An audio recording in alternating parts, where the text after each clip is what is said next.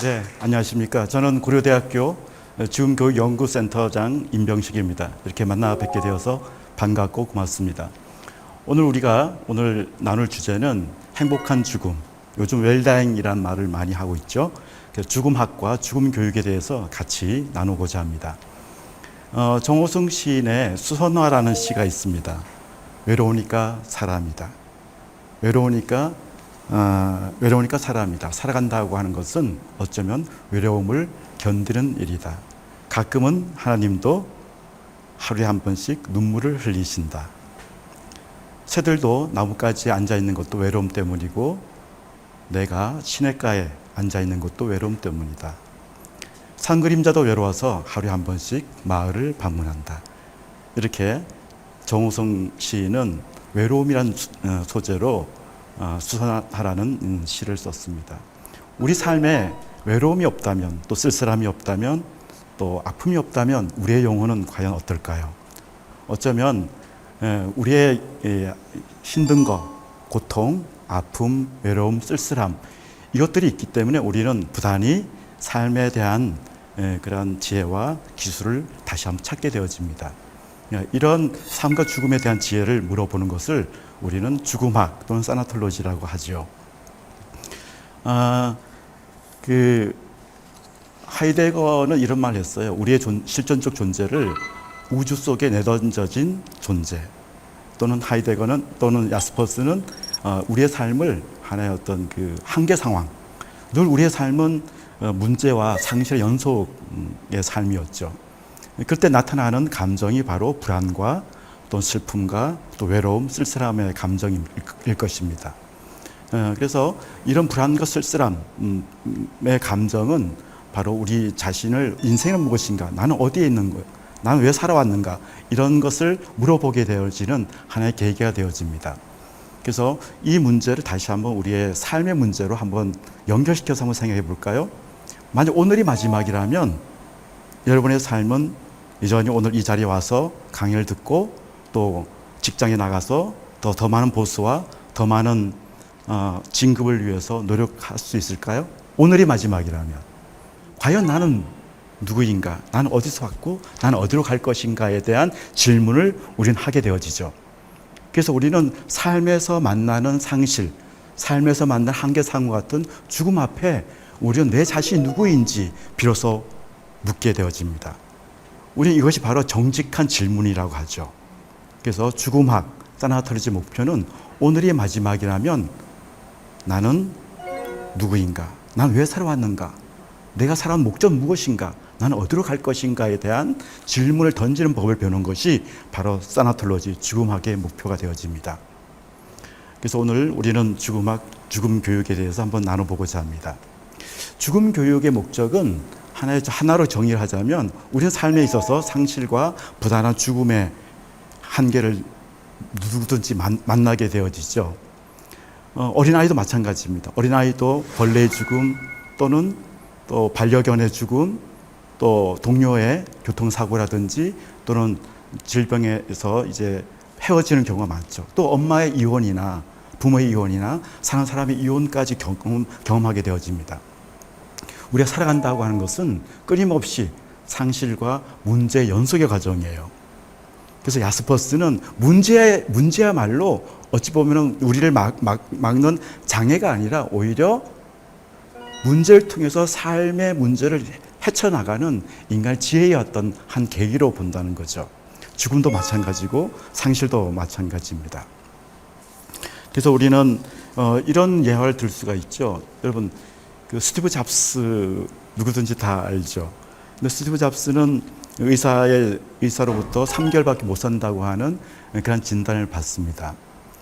여러분들이라면 어느 날 갑자기 건강검진을 받고서 의사의 진단이 3개월밖에 못 산다고 했을 때 어떤 감정이 들까요? 막막하겠죠. 스티브 잡스도 3개월밖에 못 산다는 그 한계 상황 앞에 내가 남은 3개월 동안 어떻게 살아갈 것인가에 대한 고민을 하게 됩니다. 마지막이라고 하는 한계 상황 속에서 스티브 잡스가 생각한 것은 오늘이 마지막이라면 나는 어떻게 살 것인가. 드디어 달력에 카운트다운을 해놨어요. 그러면서 10가지의 삶의 가장 소중한 우선순위가 무엇일까? 또 그것을 이뤄가는 훌륭한 방법이 무엇일까를 고민하게 됩니다. 그 첫 번째가 바로 가족에게로 돌아가는 길이었어요. 그러니까 그동안 평생을 애플을 위해서 헌신하고 가족을 볼모로 그냥 가족은 내일이고 오로지 당면한 현실의 문제, 기업을 살리고 창업을 하고 이런 것에 모든 자신의 시간을 낭비했습니다. 투자를 한 거죠. 낭비는 아니지만 투자를 했죠. 그랬을 때 이분이 돌아갈 수 있는 첫 번째 우선순위는 그동안 제쳐두었던 가족에게로 돌아가는 것이었어요. 가족과 함께 시간을 나누고 그들의 소중함 함께 바라보고 함께 즐기고 함께 밥을 나눠 먹고 가장 일상의 소소한 그런 사실을 놓쳐버렸던 것으로 다시 돌아가는 일상으로의 회복, 이것이 스티브 잡스의 가장 삶의 우선순위였어요. 두 번째 우선순위 뭐였냐면 내가 누구인가? 과연 나는 무엇 때문에 살아왔는가? 내가 살아온 목적이 무엇인가? 어디로 갈 것인가? 이런 본질적인 자신의 정직한 질문 앞에 나서게 되어집니다.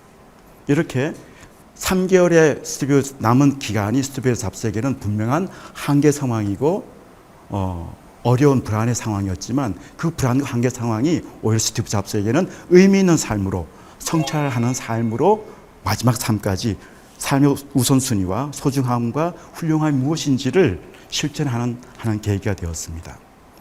그래서 이렇게 죽음학 또 죽음 교육은 우리의 삶에 있어서 마지막이라고 하는 한계 상황 앞에 진정 우리가 찾아가야 할 것이 무엇인가를 다시 한번 성찰하고 되뇌어 보는 것이 삶의 기술, The Living of Art, 삶의 기술로서의 학문이 바로 죽음학, 죽음 교육이 되어집니다. 그러면 제가 여러분들에게 질문 하나 던져볼게요. 죽어감과 죽음을 맞이함, 임종이라고 하죠. 임종은 맞이할 임자입니다.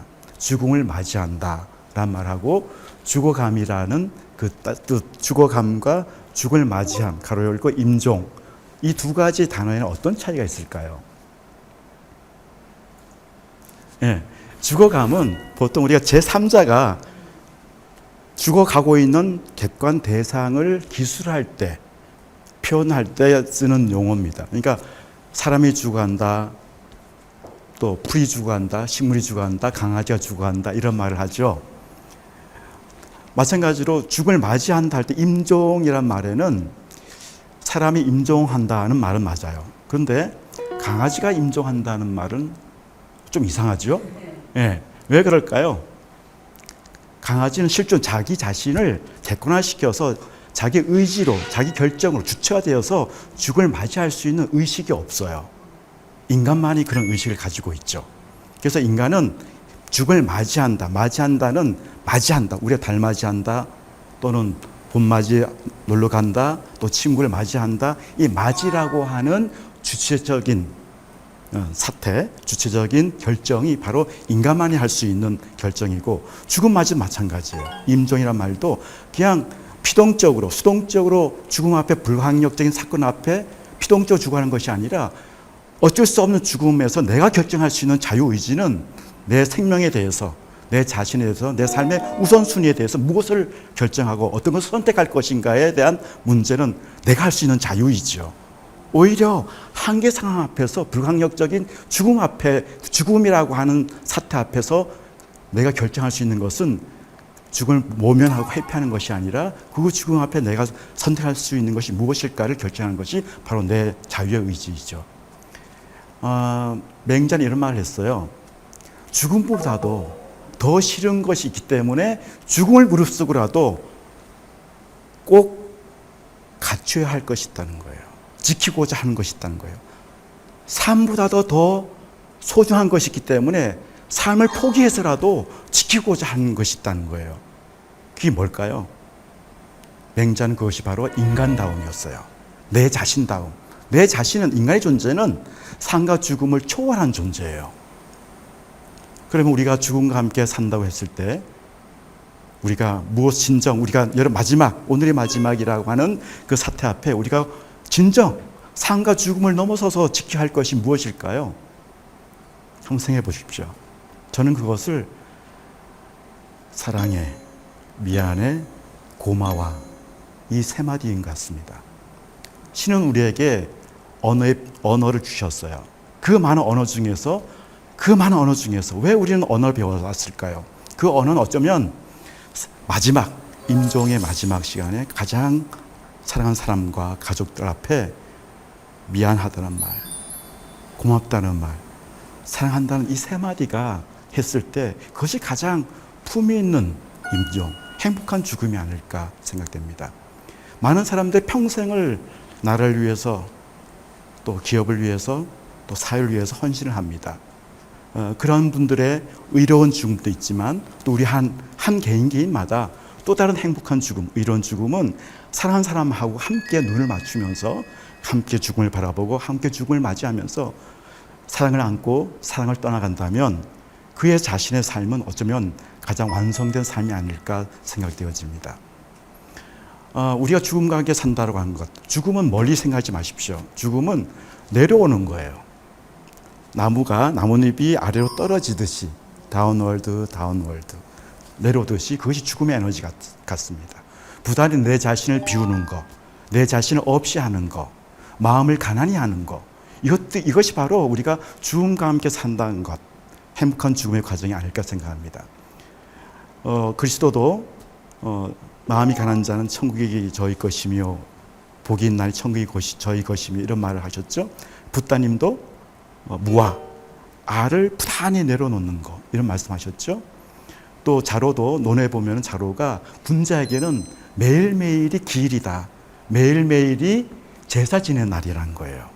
우리 각자가 우한의식, 저 사람을 어찌 도울까? 저 사람 저렇게 아픈데 내가 어찌할꼬 하는 연민의 마음, 이것이 바로 군자에게는 매일매일이 기일이 있다는 거예요. 이게 우리가 죽음과 함께 산다고 하는 것, 이제 한 개인의 죽음의 행복한 죽음이기 전에 또다시 누군가에게 타자에게로 다가갈 수 있는 그러한 마음이 내 자신을 살 뿐만 아니라 이웃까지 인륜성까지 확장할 수 있는 그런 것들이 아닐까 생각합니다. 죽음학과 죽음교육, 그것은 이 땅에 이제 들어온 지 10년밖에 안 됐어요. 이미 미국에서는 100년의 역사를 갖고 있었지만 한국이 이제 초보적인 학문입니다.